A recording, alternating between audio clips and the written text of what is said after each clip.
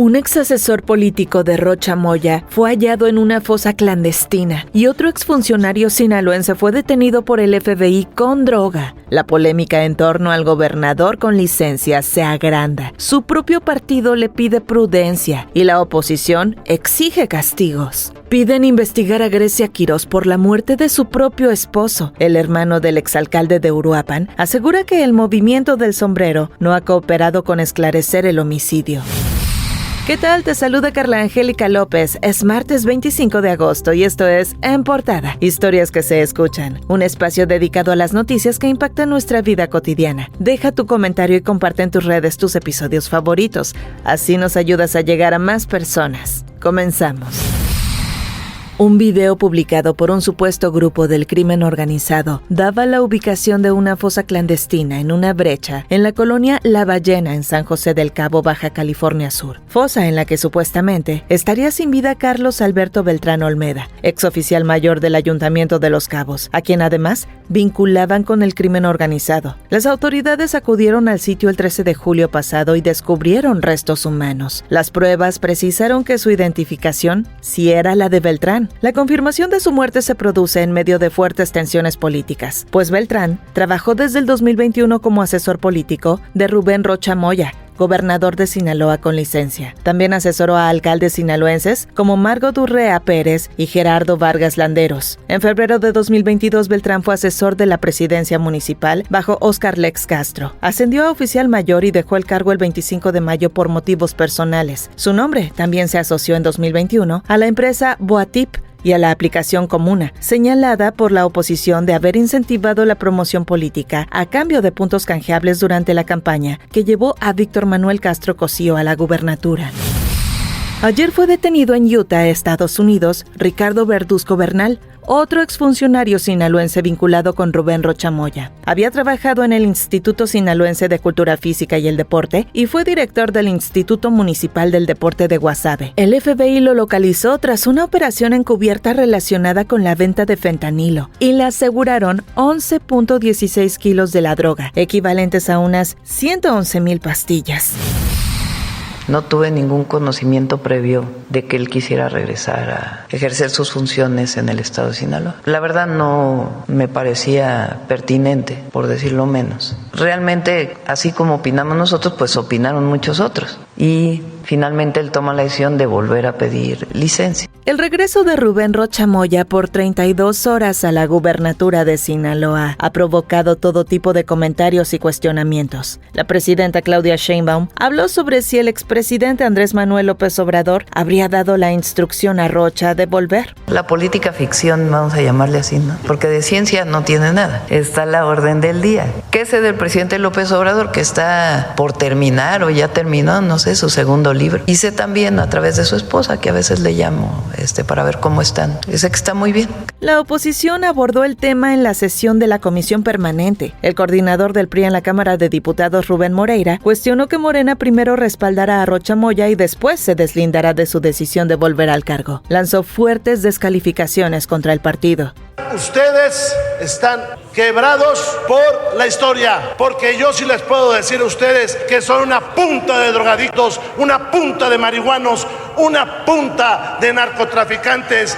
Eso es lo que son. Ustedes son un narcopartido de un narcogobierno. El morenista Arturo Ávila afirmó que Rubén Rocha Moya no debe regresar a la gubernatura de Sinaloa mientras continúen las investigaciones en su contra. También consideró que el senador Enrique Insunza debería pedir licencia para enfrentar los señalamientos sin fuero. Coincido plenamente que lo más sano para cualquier persona que está pasando por una situación como la del senador, sería sano, sin duda, poder someterse al escrutinio de la justicia sin fuero constitucional. Yo lo haría. Para Ricardo Anaya del PAN, la licencia no resuelve el problema. Rocha tiene que enfrentar la justicia. Rocha debe ser detenido y debe ser extraditado. Tiene que haber consecuencias en el Estado. Lo que nosotros planteamos es muy concreto: desaparición de poderes en el Estado de Sinaloa. La presidenta Claudia Sheinbaum descartó este escenario. Creo que desde 1800 no sé cuánto no hay una situación de desaparición de poderes, entonces no es el caso. El Congreso está en funciones y de manera autónoma deben tomar la mejor decisión.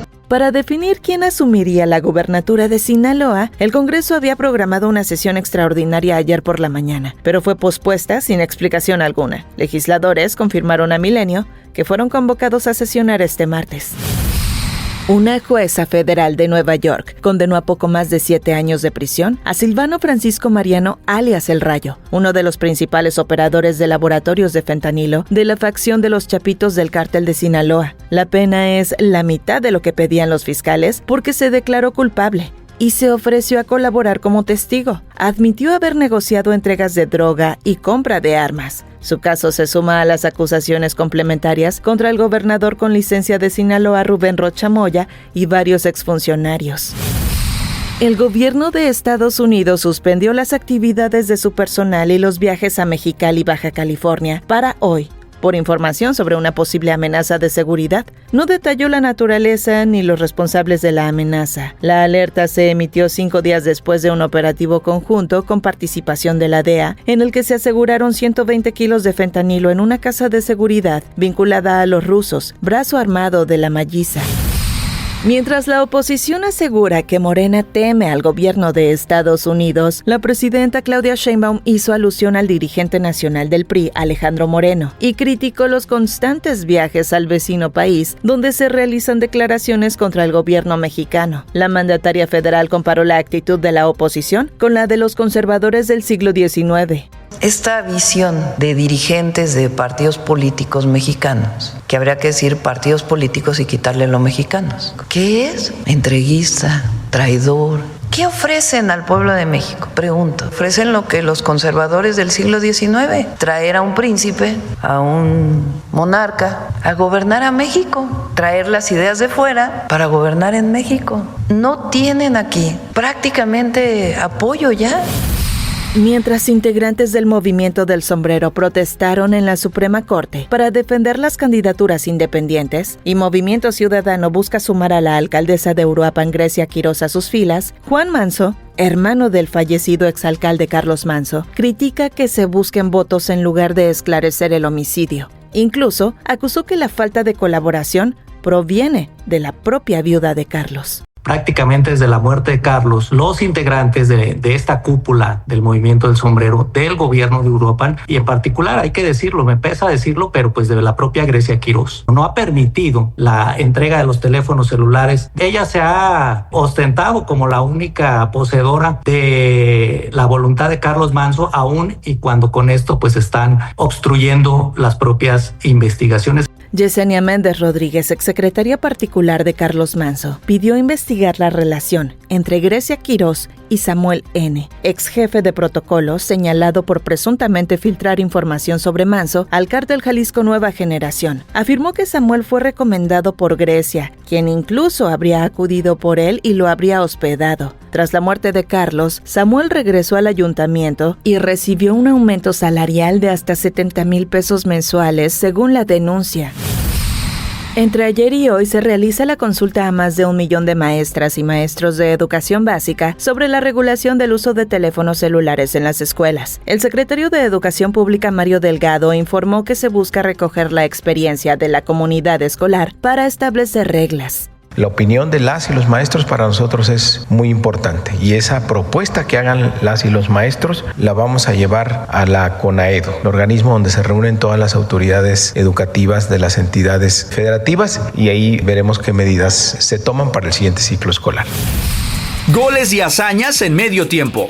El balón con el que Diego Armando Maradona marcó el famoso gol de la mano de Dios contra Inglaterra en el Mundial de 1986 se vendió en subasta por $3.35 millones en Heritage Auctions, Estados Unidos. La puja, que partió de 2.5 millones, no alcanzó las expectativas de llegar a 10 millones ni superó el récord de la camiseta que Maradona usó en ese mismo partido, subastada en el año 2022 por más de 8 millones de euros. Detrás de los famosos. Ninel Conde presentó su documental Sin Filtro, en el que se muestra de forma íntima y asegura no buscar convencer a nadie de su honestidad. En él, relató un episodio de violencia en una relación pasada, sin nombrar a la persona. José Manuel Figueroa, a quien se vinculó por especulaciones, negó haberla agredido, asfixiado o usado un arma, aunque reconoció una fuerte discusión. Cuestionó su versión y criticó que retome hechos del pasado. El equipo legal de Ninel analiza sus declaraciones y no descarta emprender acciones legales y considera que sus comentarios afectan la imagen pública de la cantante. Gracias por tu preferencia. No te pierdas la información que minuto a minuto actualizamos en cualquiera de nuestras plataformas. Milenio Diario, milenio.com, Telediario, Telediario Radio y telediario.mx. Multimedios Podcast, un espacio que te conecta con las noticias más relevantes del día. Suscríbete y coméntanos.